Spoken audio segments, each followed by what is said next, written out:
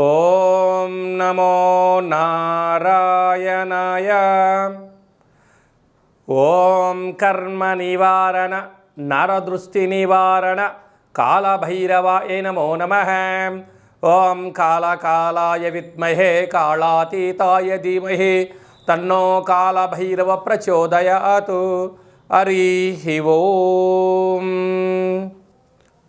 మా ఛానల్కి స్వాగతం. చూస్తున్న వీక్షకులకు ప్రేక్షకులకు ప్రియ కాళభైరవ భగవద్బంధులకి స్వాగతం పలుకుతూ మమ్మల్ని ఎంతగానో ఆదరిస్తూ ఉండబడినటువంటి ప్రియ సోదర సోదరీమణులకు, జ్యోతిష్ అభిమానులకు, సనాతన ధర్మ సంరక్షకులకి అందరికన్నా ముందుగా శ్రీ మహాశివరాత్రి పండగ శుభాకాంక్షలు.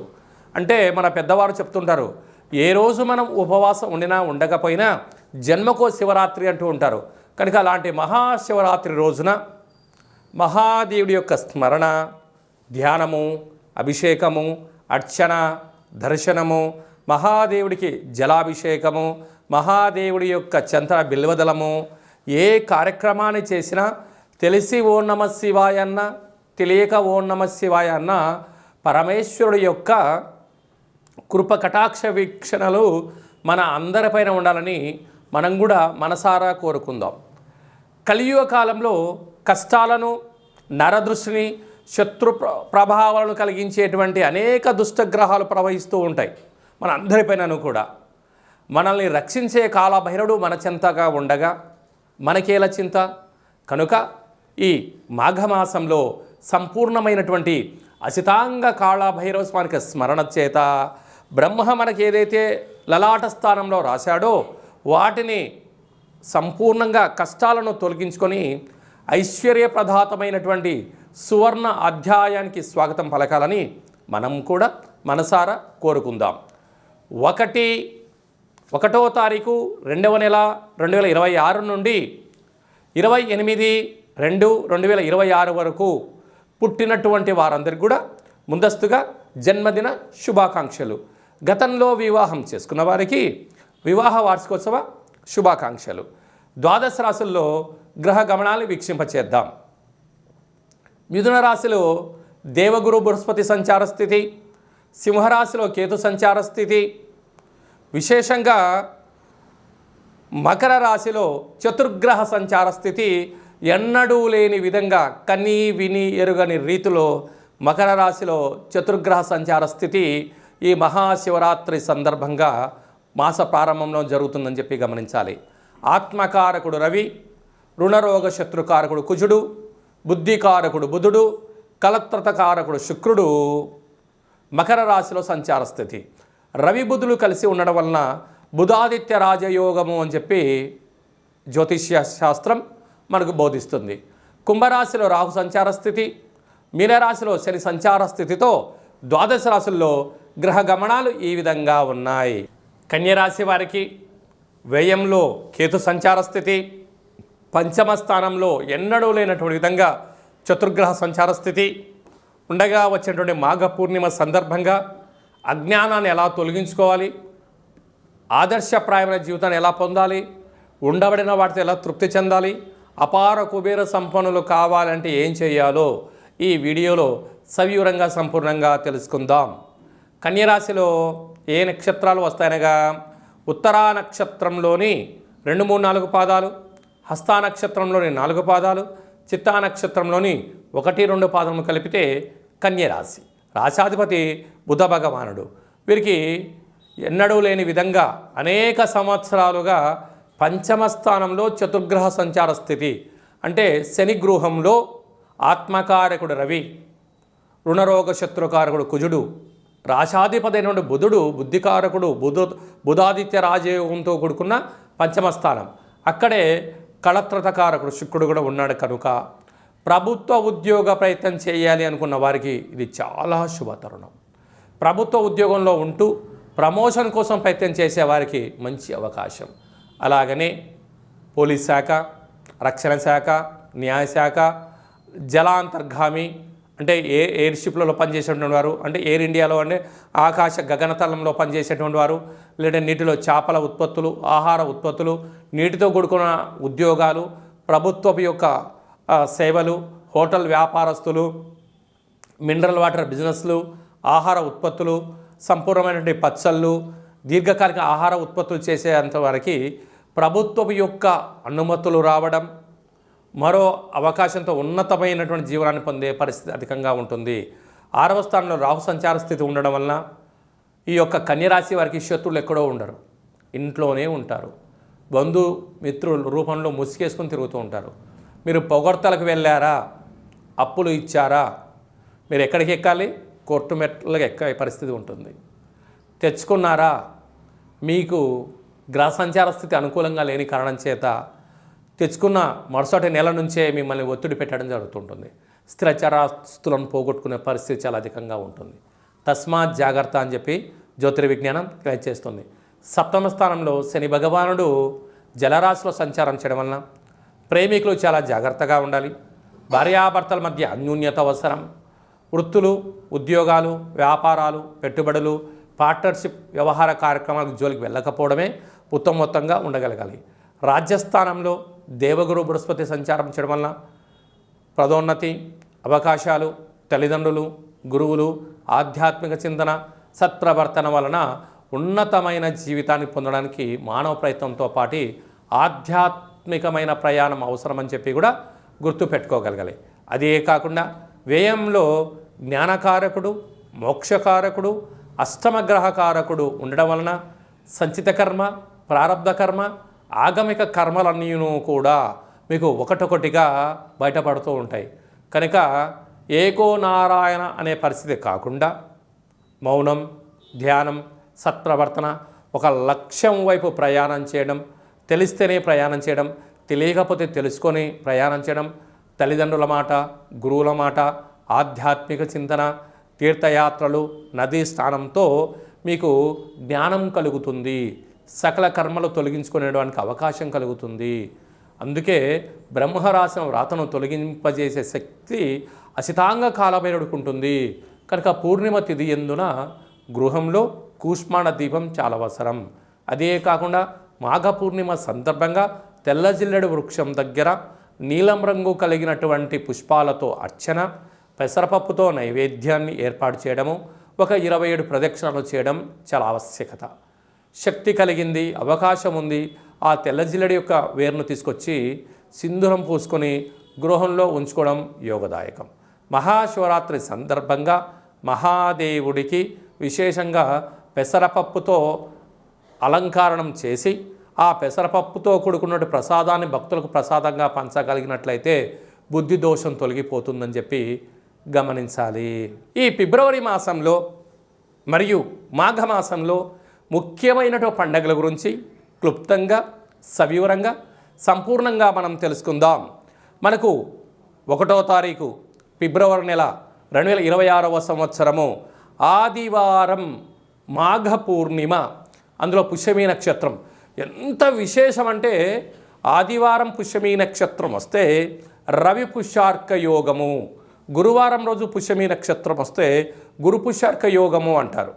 కనుక ఆదివారం రోజు పుష్యమీ నక్షత్రం రావడం వలన మాఘస్నానము అంటే సముద్ర స్నానము, శ్రీ రమా సహిత సత్యనారాయణ స్వామి వ్రతము, గృహంలో ఆధ్యాత్మికమైన కార్యక్రమాలు చేసుకోవడం, శక్తి కలిగితే అభిషేకం చేసుకోవడం యోగదాయకం.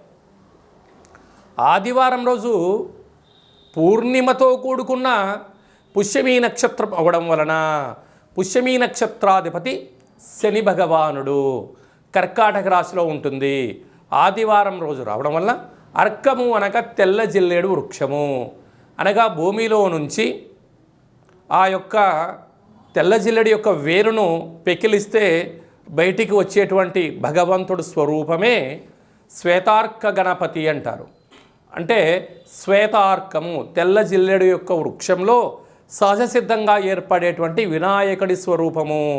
కాజీపేట క్షేత్రంలో సాక్షాత్తుగా స్వామివారి యొక్క కొలువై ఉండబడిన క్షేత్రంగా మనం గమనించాలి.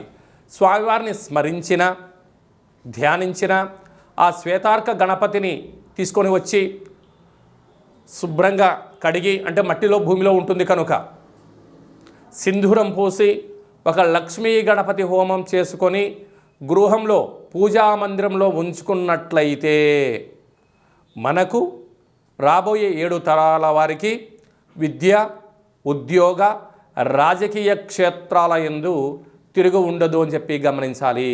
ఎందుకనగా కలియుగ కాలంలో పరిపాలన అంటే ఒక ఇంద్రుడిలాగా పరిపాలించాలన్నా, కుబేరుడులాగా ధనానికి ఐశ్వర్యవంతులు కావాలన్నా, విద్యార్థులు జ్ఞాన సంపద కావాలన్నా ధనం మూలం ఇదం జగత్ అని ఒక మాట.